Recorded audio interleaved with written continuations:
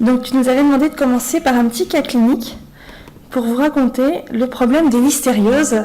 Listériose chez la femme enceinte. J'ai choisi de focuser sur ma pathologie de prédilection. Donc, listériose et grossesse. En 15 minutes. Donc l'histoire que je vais vous raconter, c'est celle de ma première patiente avec une listériose. Je vous mets le suspense et vous allez voir les enjeux. C'était une femme enceinte à 30 semaines d'aménorrhée. Elle avait de la fièvre, elle consultait aux urgences pour fièvre, 38,5, des frissons, des douleurs musculaires. Tension correcte, un peu tachycarde, et fébrile, des contractions utérines, ça arrive souvent quand on est enceinte et fébrile, pas vraiment de mise en route du travail. Un examen clinique normal. Un bébé qui va bien, bonne vitalité fœtale, une bandelette urinaire négative, et là, l'appel de l'obstétricien, qu'est-ce que c'est ? Alors, l'obstétricien a bien prélevé les hémocultures qu'on doit prélever en cas de fièvre, il a bien compris que c'était embêtant et qu'il fallait la mettre en obstétrique, et il commence un traitement antibiotique. On va voir pourquoi, l'amoxicilline 2 grammes x 3 par jour. Et il appelle son infectiologue préféré en demandant est-ce que ce pourrait être une listériose ? Alors pourquoi est-ce que c'est l'enjeu ? Pourquoi est-ce que c'est la terreur de l'obstétricien et de l'infectiologue, cette maladie ? Alors la listériose, c'est une infection bactérienne liée à Listeria monocytogenes, une infection d'origine alimentaire. Je vais vous montrer les aliments en cause. Il y a de la listeria absolument partout, il y en a dans tout ce que vous mangez. 5% des aliments qu'on consomme sont contaminés, en particulier les produits à base de lait non pasteurisé, les charcuteries artisanales et puis des préparations traiteurs qu'on aurait oublié de recuire ou qu'on ne pourrait pas recuire.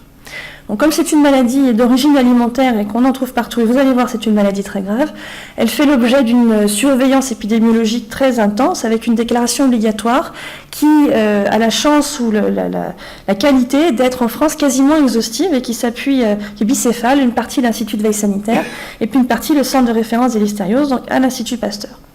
Et donc la listériose donne soit des gastroentérites tout à fait limitées de l'immunocompétent, si vous avez dévoré un fromage au lait cru contaminé, soit si vous avez la malchance d'avoir un terrain plus fragile, immunodépression, corticothérapie, cancer, diabète, ou d'être enceinte, vous pouvez développer d'autres types d'infections, des bactériémies, des infections neurologiques qui sont des méningoencéphalites, et puis ces fameuses infections materno-néonatales que nous redoutons dans cette histoire. Alors, on connaît quand même un petit peu la listériose chez la femme enceinte, et ce qu'on transmet dans les cours à la fac, ce qu'on apprend quand on est petit, c'est que la listériose est une maladie responsable de fièvre pendant la grossesse, une fièvre dont on sait qu'elle n'est pas constante, et les très vieux papiers cliniques épidémiologiques des années 80-90 rapportent bien que 20% des femmes n'avaient pas de fièvre, qu'il y avait un syndrome grippal ou pas, des signes digestifs ou pas. C'est pas très facile pour une maladie d'origine alimentaire, et qu'il était difficile d'y penser. Et en revanche, on sait bien que c'est une maladie extrêmement grave, avec des conséquences obstétricales très lourdes, et qui n'ont pas changé depuis 30 ans, 25% de pertes fétales, 40 à 50% d'enfants qui naissent prématurés du fait de l'infection, et puis des enfants qui naissent infectés, avec des infections précoces ou tardives, qui prennent la forme d'infections disséminées ou de méningite. Et donc, c'est la difficulté de faire le diagnostic et la conséquence très lourde de l'infection qui conduit à des règles à la fois d'éviction alimentaire, en évitant les aliments dont je vous ai parlé, et puis en cas de suspicion clinique, et le terme de suspicion clinique est volontiers flou parce que c'est difficile, qui conduit à une antibiothérapie préemptive à base d'amoxicilline, ce que vous avez vu au début de cette histoire. Et donc voilà, la listériose, une maladie donc grave, qu'on connaît grave, une maladie liée à une bactérie qui est partout, 5% d'aliments contaminés, 5% des gens sont porteurs à un instant T dans les selles. Une bactérie difficile à identifier, qui ne modifie pas le goût des aliments, c'est pas la salmonelle, l'odeur d'œuf pourri quand vous ouvrez le réfrigérateur. Et d'ailleurs, elle se multiplie dans votre réfrigérateur, bien réglée, bien propre, à 4 degrés. Et puis on connaissait des sources de contamination classiques que je vous ai listées. Alors, puisqu'on les connaissait, il y avait des règles de contrôle alimentaire assez strictes qui s'appliquaient.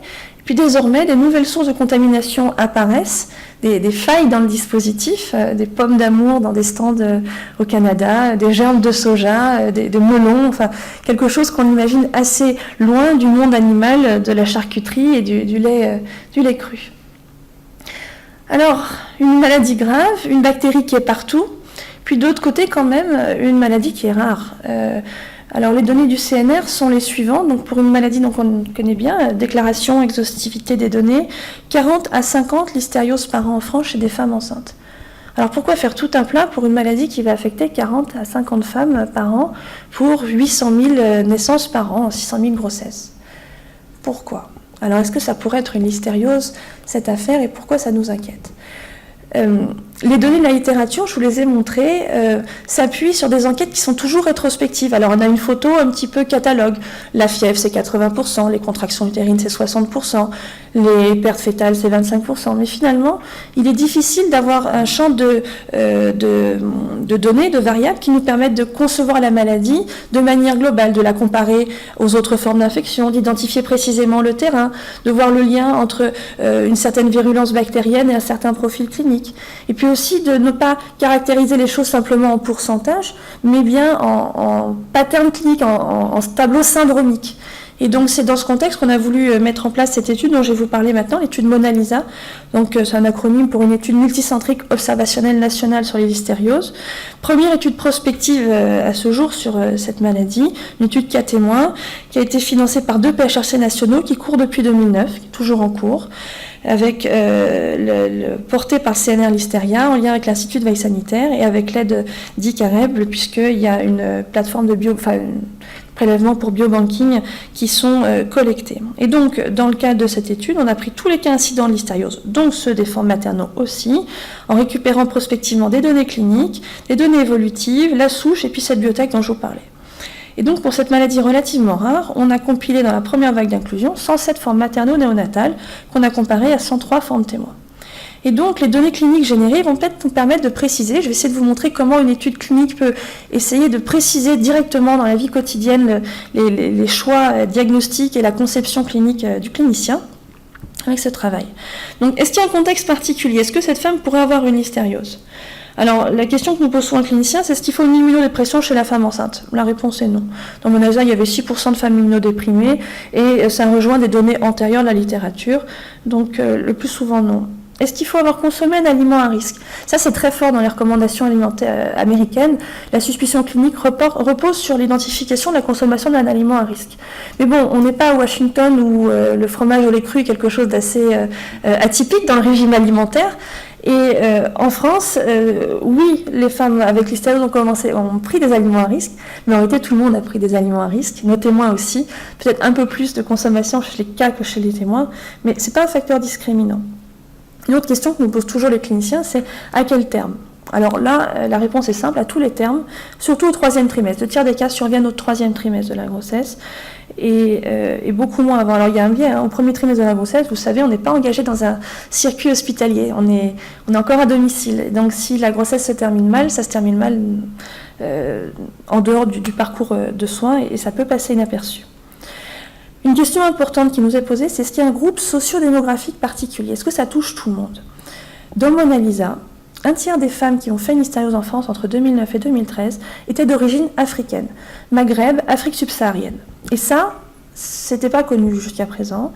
Et ça, c'est intéressant parce que ça résonne comme d'autres données d'autres continents. Aux États-Unis, les Mexicaines, alors c'est facteur alimentaire, peut-être la consommation du soft cheese mexicain. Et puis en Grande-Bretagne, d'autres papiers, là c'est Book, qui identifie bien le lien entre minorité ethnique et déprivation économique, c'est le terme anglais, et listériose. Alors, est-ce que ça reflète des habitudes alimentaires particulières? On ne sait pas. Est-ce que ça reflète une méconnaissance de certaines règles d'hygiène et de prise en charge sanitaire? On ne sait pas, mais c'est possible. Est-ce que ça reflète une difficulté particulière à accéder au système de soins ou d'autres facteurs, éventuellement génétiques?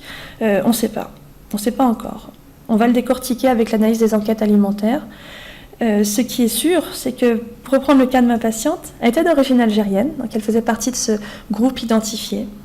Sa maman lui avait toujours appris que pendant la grossesse, il faut boire du lait fermenté pour avoir des forces, du calcium pour le bébé, du lait fermenté au lait cru.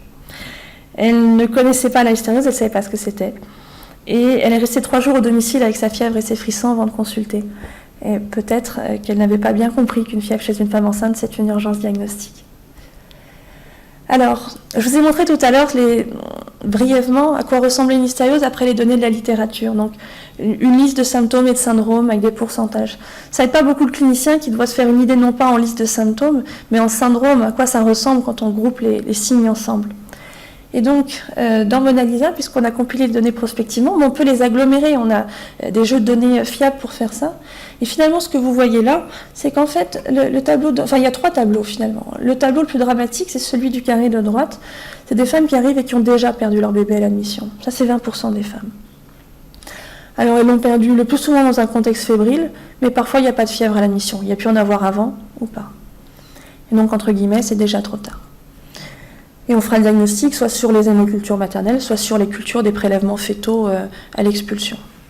Le deuxième tableau, c'est des signes obstétricaux, donc des contractions, une mise en route du travail, une signe de souffrance fœtale aiguë, tachycardie fœtale, rythme sinusoïdal, ce que peuvent décrire les obstétriciens, le plus souvent dans un contexte fébrile, mais parfois simplement des contractions ou un travail prématuré en l'absence de fièvre. Et puis, le troisième tableau syndromique, c'est une fièvre maternelle isolée. C'est ce qu'on apprend, c'est ce qu'on enseigne, c'est ce qu'on transmet. Qu'une fièvre nue, c'est très évocateur de l'hystériose. C'est vrai, mais vous voyez, c'est relativement rare quand même. Et donc, le tableau de cette femme qui avait des signes obstétricaux et de la fièvre, oui, est tout à fait compatible. Et à ça peuvent s'ajouter des signes digestifs, mais ce n'est pas du tout constant. Bon, alors après, l'avantage des jeux de données prospectives, c'est qu'ils permettent aussi d'évaluer la sensibilité des différents prélèvements qu'on peut pratiquer. Et pour résumer cette diapo, aucun prélèvement, le diagnostic repose toujours aujourd'hui sur la culture d'un prélèvement biologique, aucun prélèvement n'est parfaitement sensible, mais les hémocultures maternelles sont négatives presque 1 fois sur 2. Et c'est pour ça que c'est très important de compiler les prélèvements, n'oubliant pas dans la compilation le placenta, qui est vraiment le nerf de la guerre, puisque la bactériémie maternelle va trouver son nid dans le placenta, et par ce biais-là, ensemencer le bébé avec la choriomyotite secondaire, et probablement après faire le lead du réensemencement par les hémocultures, avec une septicémie à rebours. Alors cette patiente, justement, hospitalisée 3 heures après, les hémocultures bip, et vous voyez cette magnifique petite listeria, ces bacilles gram-positifs sur ces flacons d'hémoculture. Ce sont des... Vous voyez là? Regardez, là partout. Est-ce que ça marche? Là, voilà, regardez. Là. Les jolis petits bacilles gram-positifs. Intra-extracellulaire, c'est de la listeria. Donc ça confirme, bactériémie à listeria chez une femme enceinte, c'est une listériose. Et là, les questions de l'équipe médicale, qui sont toujours les mêmes, qui sont celles de la patiente. Est-ce qu'il y a un risque de perte fœtale? Voilà, cette femme est hospitalisée depuis 6 heures, le bébé était viable à la mission, est-ce qu'il y a un risque encore qu'elle perde son bébé? Est-ce qu'on peut identifier des facteurs pronostiques? Est-ce qu'on peut dire ce qui va déterminer la perte fœtale? Puis la question de la maman, si on arrive à passer la phase aiguë, et quoi qu'il se passe, c'est quel sera le risque pour mon enfant ensuite? Qu'est-ce qui va se passer? Est-ce que mon enfant va se développer normalement? Je sais que cette bactérie va dans les méninges, est-ce que mon enfant va se développer normalement? Alors sur le pronostic, on peut répondre très simplement, la maladie maternelle est toujours bénigne. Il n'y a pas d'infection neurologique, ça n'existe pas. Enfin, il y a 7 cas dans la littérature. Il n'y a pas de décès maternel. Mais, et ça c'est un résultat très important de l'étude, seulement 4% des femmes enceintes vont continuer normalement leur grossesse. Ça veut dire comme si elles avaient fait une banale angine ou une pneumopathie, un traitement antibiotique adapté, une fin de grossesse normale, un accouchement normal, un bébé sain. 4% seulement. 96%, donc quasiment toutes, vont avoir des complications. Et donc ça, c'est l'avantage d'un jeu de prospectif de données, de pouvoir donner comme ça une sorte de pronostic compilé global et de répondre à la question des mères qui est, est-ce que ça va continuer normalement? La réponse est probablement non. La grande question, c'est perte fœtale. Jusqu'à quand peut-on les craindre? Alors, dans MONALYSA, on a pu voir qu'on n'a jamais eu de perte fœtale si on tenait les 72 premières heures. Toutes les pertes fœtales avaient lieu soit à l'admission, c'est le tableau que je vous ai montré, soit dans les 48 et pour le dernier 72 heures après la prise en charge hospitalière avec la prise en charge de la température et l'antibiothérapie. Donc si on tient 72 heures, oui, il peut y avoir des accouchements prématurés, oui, il peut y avoir une évolution compliquée, un bébé infecté, mais non, on n'a pas identifié dans notre corps de 107 femmes de perte fœtale. C'est un élément important pour le clinicien. D'autre part, et ça c'est concordant avec la littérature, il n'y a pas de perte fœtale notée après 29 semaines d'aménorrhée. Donc cette femme qui arrive à 30 semaines, les données d'une étude clinique permettent de lui dire que probablement on va pouvoir tenir. Ça ne veut pas dire que son bébé ne sera pas infecté, ça ne veut pas dire que son bébé n'aura pas besoin de soins en réanimation pour une durée prolongée, mais ça peut tenir. Un autre élément important, c'est que le terme est en fait le principal facteur pronostic, c'est-à-dire que plus la listériose survient tôt dans le terme de la grossesse, plus c'est grave. Vous voyez, on a 3 listérioses au premier trimestre, on arrive toujours trop tard, 100% de perte fœtale. Au deuxième trimestre, c'est toujours 3/4 de perte fœtale. On fait encore très mal. Soit que ça aille trop vite, soit qu'on ne sache pas faire. Et c'est finalement le plus tard, et heureusement c'est la situation la plus fréquente, où on a les complications les moins défavorables, prématurité, enfant infecté, oui, mais enfant vivant. Puis il y a une entité à part dont je ne vais pas vous parler, qui sont les infections postnatales. Dans les 2-3 minutes qui me restent, je vais finir par vous parler du développement neurologique des enfants. C'est la question des mamans. Et on n'en sait rien. On extrapole à partir de données de méningite du nouveau-né, de bactérienne mais tout venant, ou de méningite de l'enfant, ou les méningites bactériennes de l'adulte. On sait qu'il y a entre 15 et 30% de séquelles neurologiques après une méningite bactérienne de l'adulte à pneumocoque. Mais pour la hystériose, on ne sait pas. Et il y a toutes les raisons de penser qu'il y a de la prématurité. C'est des enfants qui de la séquelle neurologique, pardon. Justement parce qu'il y a de la prématurité. Donc on sait qu'elle est pourvoyeuse de séquelles en tant que telle. Parce qu'il y a une ambiance pro-inflammatoire. Et on sait que c'est très délétère pour le développement neuronal. Et parce qu'il n'y a pas une ambiance pro-inflammatoire dans un contexte quelconque, dans le contexte d'une infection qui est neurotrope. Donc il y a toutes les raisons de penser que. Mais jusqu'à présent, on ne savait pas. On a des données à la sortie d'hospitalisation. On sait bien que c'est pas du tout assez, un petit bébé qui a 1 mois de vie, pour évaluer son évolution. Et donc Mona Lisa nous donne une occasion assez unique de faire ça. Donc sur nos 107 femmes, on a 82 bébés nés vivants qu'on a tous recontactés. Gabriel est en train de recontacter. Et pour lesquels on offre à 5 ans un suivi neurologique avec une évaluation high-tech, avec une neuropsychologue qui évalue pendant une journée les fonctions cognitives, les fonctions de mémorisation, les performances sensorielles des enfants.